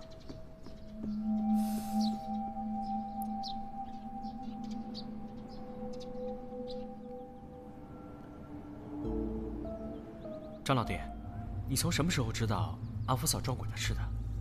我从来都不相信什么鬼，阿福是我亲手埋的，他确实死了，不可能有什么僵尸啊、鬼啊的。张老爹，能不能带我们去阿福的坟去看看？好啊，离这儿不远，走，我带你们去。走走走。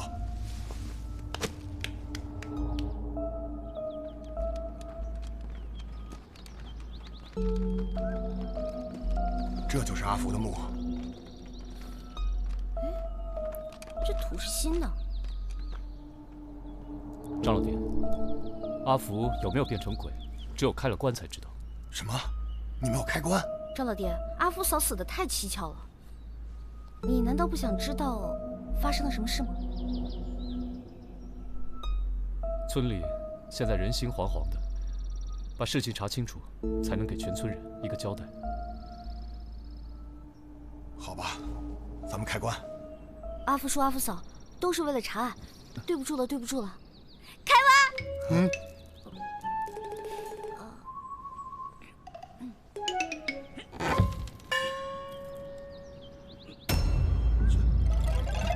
怎么可能？阿福是我亲手埋的，阿福是我亲手埋的，是我亲手把阿福埋了的呀！真是太奇怪了，我们一定要先找到尸体，才能找到线索。大伙人都找不着，上哪儿找尸体去？难不成把山上坟都挖了啊？阿福啊，你的尸体上哪儿去了？张老爹，您放心，我们肯定帮你把阿福找到。你们几个跟我走。哎，干嘛去？把山上坟都挖了。能不能把阿福嫂的位置也打开？这阿福媳妇儿还没葬进去呢，那个位置有什么呀？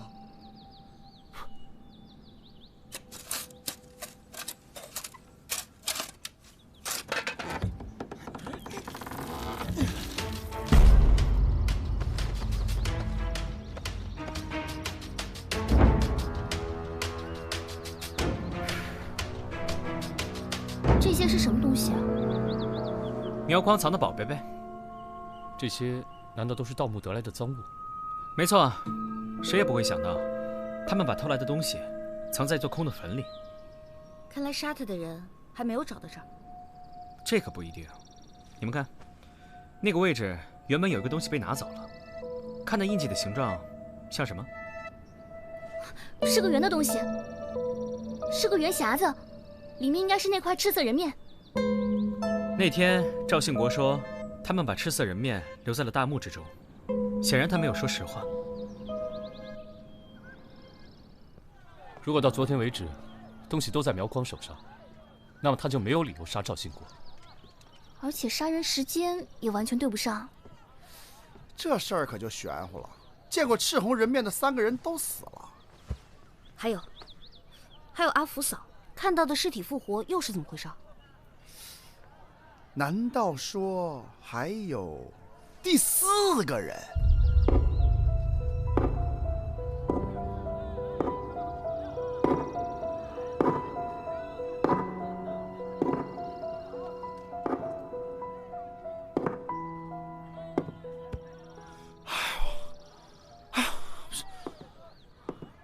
怎么了？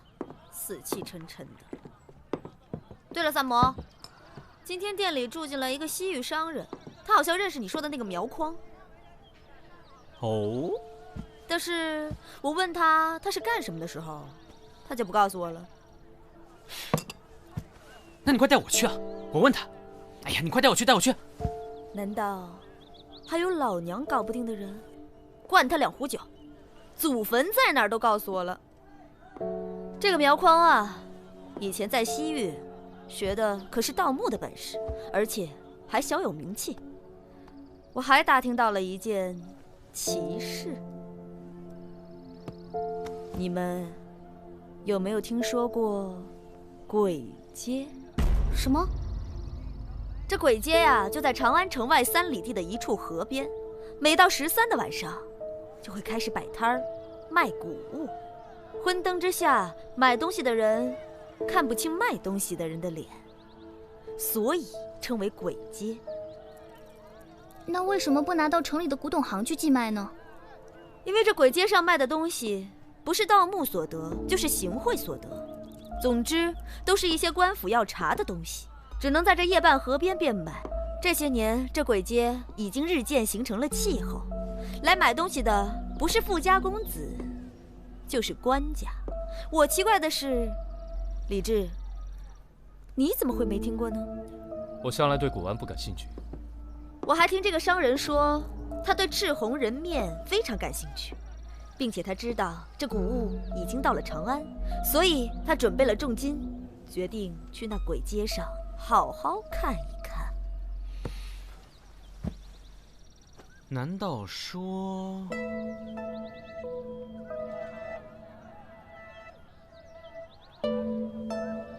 我们要找到答案，就在鬼街。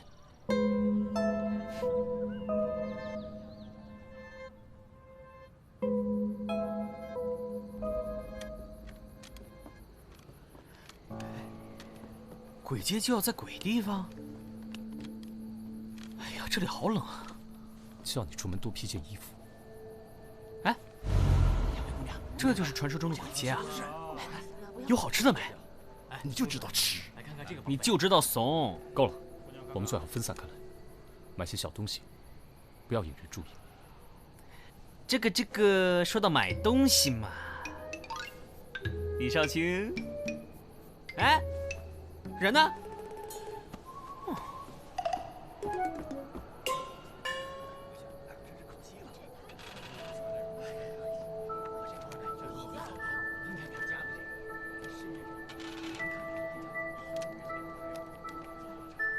哎你，哎，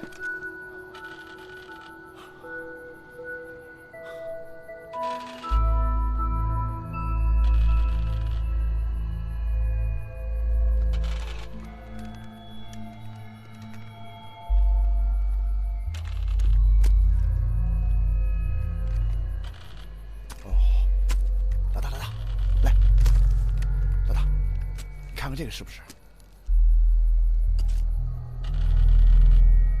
这是赤鱼吗？这什么颜色？有这么小吗？卖这么小个的玩意儿，装这么大盒子？哎，莫非两位是来寻那赤红人面的？你有啊？有啊！来，快看看。两位，我这也有。你也有啊？我的真的，哎，我的才是真的。您看我这橙子啊，是上惊喜的，真的。真的吗？你看我这，你看这是眼山了。算了算了，哥们儿啊，算了，哥们儿算了，好了，散开！唉，一无所获。这鬼街是不是有问题啊？你干嘛呢？这不是放点烟，给点气氛吗？要不烟再大点儿？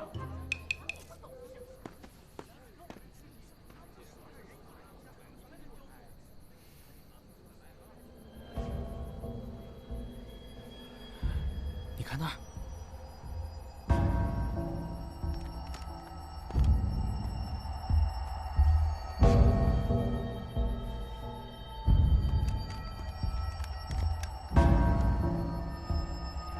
你就卖这一件东西，几件东西不重要，一件便抵得上别人10件了。哦，就这么个小匣子。匣子不重要，重要的是匣子里的宝贝。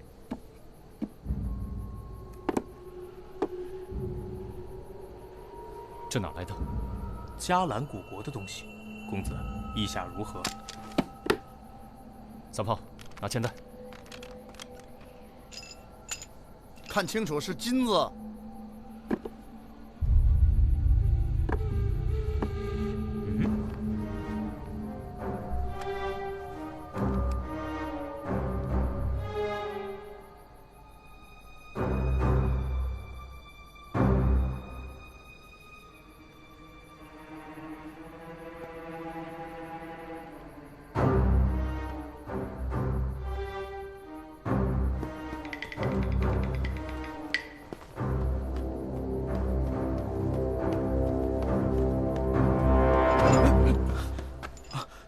主人，事成了。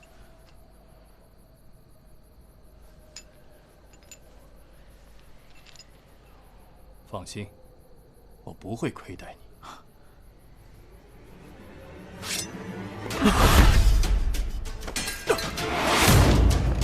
呀！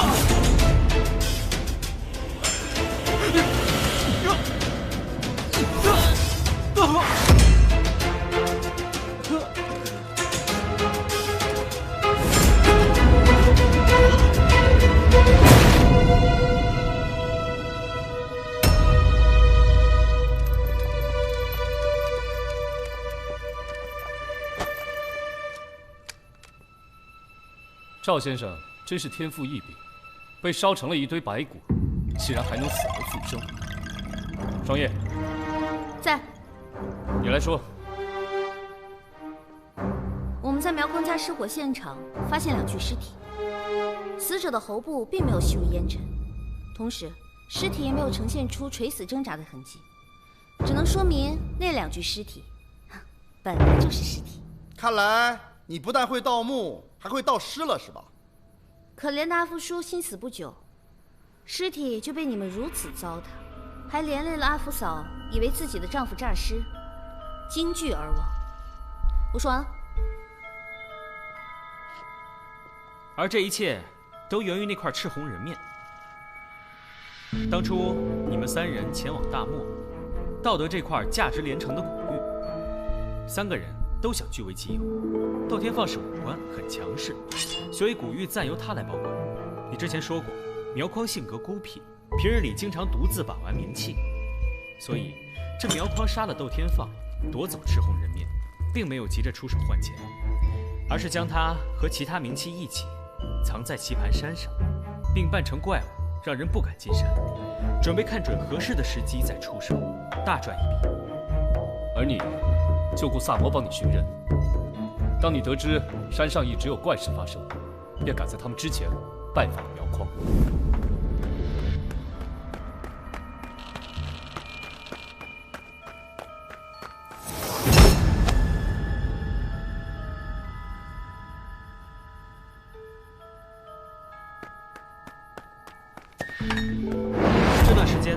我一直觉得有人在跟踪我们，想必就是你身边这位小厮吧。那一日我们去苗匡府上，明明天气和煦，这小厮却将门窗紧闭。而你说起赤红人面时，也显得过分警惕了。你杀了苗匡之后，盗尸放火，让我们以为赵信国已死。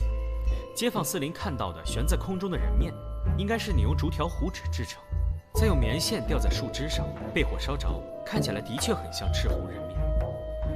你之所以这样故弄玄虚，一来呢，你让大家都知道赤红人面已经出现在长安，买家们就会纷纷的手握重金去鬼街求购；另一方面，你把染血的衣角塞在苗匡手里，暗示赤红人面杀人。你还把编制假人面的竹篾放在苗匡的洞里，纵火的嫌疑也指向已死的苗匡，这样就会让此案成为死局。我们差点就着了你的道。赵信国，你还有什么可说的？带走。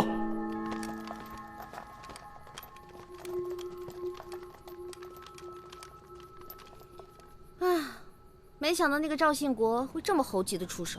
要是他再藏个几年，谁还破得了这个案子？唉，作案的时候再谨慎，但是贪心还是会让他露出马脚的。哎，那赤红人面真的有那么厉害吗？想知道？啊？什么？看看呗。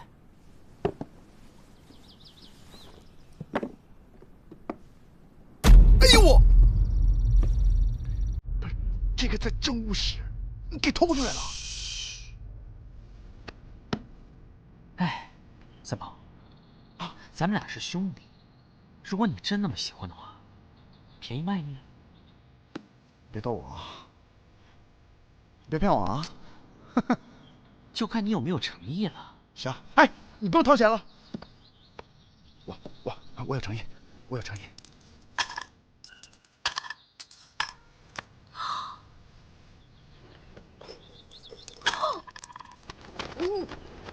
你，这些是我全部的家当，你不能反悔啊！君子一言。驷马难追。真羡慕，我也想要。哎，不许反悔啊！你想要啊？我昨天在西市10万钱买了2个，你喜欢的话送你一个。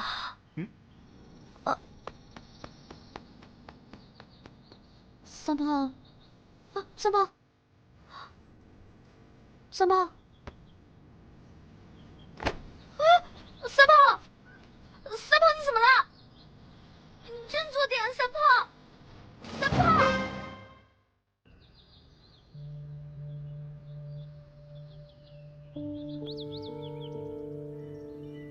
卑职此次前来，是想打听嘉兰复国案的调查进展。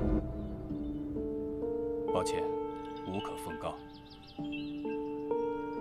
我有个手下叫萨摩多罗，刘侍郎可曾听说过？听说过。怎么？卑职听说萨摩与此案有些牵扯，可有此事？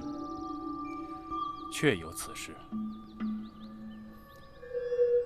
萨摩其人头脑极聪明，断案是一把好手，只是性格乖张怪癖，确实得罪了不少人。但我也信命作保，萨摩绝不会涉案。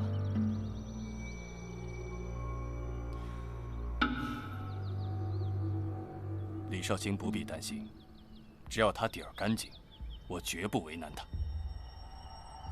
那卑职多谢刘侍郎。李少卿不必客气。这个案子查了大半年，结果让我不寒而栗。一场风暴转瞬而至，咱们都自求多福吧。